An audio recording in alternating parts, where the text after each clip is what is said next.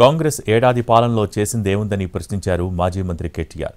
ప్రజాప్రభుత్వం ఏర్పడి ఏడాది కాకముందే ఏడుపులు ఎందుకని కౌంటర్ ఇచ్చారు సీఎం రేవంత్ రెడ్డి. రేవంత్ రెడ్డి పాలన, కాంగ్రెస్ సర్కారు పాలన అంటే గుర్తొచ్చేది ఒకవైపు 1,00,000 కోట్ల అప్పులు, మరొక వైపు వారు చేసిన దారుణ ఘాతకాలు, తప్పులు. సంవత్సరం నిండింది.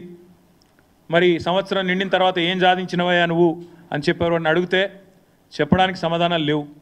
ఏదో పేరుకి ఆర్భాటము, హడావుడి తప్ప ఈరోజు నిజంగా చెప్పడానికి సమాధానాలు లేవు. అందుకే ముఖ్యమంత్రి తన తప్పులను కప్పిపుచ్చుకోవడానికే మళ్ళీ అప్పులు అంటూ తప్పుడు కూతలు గుస్తా ఉన్నాడు. ప్రజలు మాకు అధికారం ఇచ్చింది 5 ఏళ్ల కోసం. అప్పుడే ఎందుకంత ఆతృత అని నేను అడుగుతున్నా.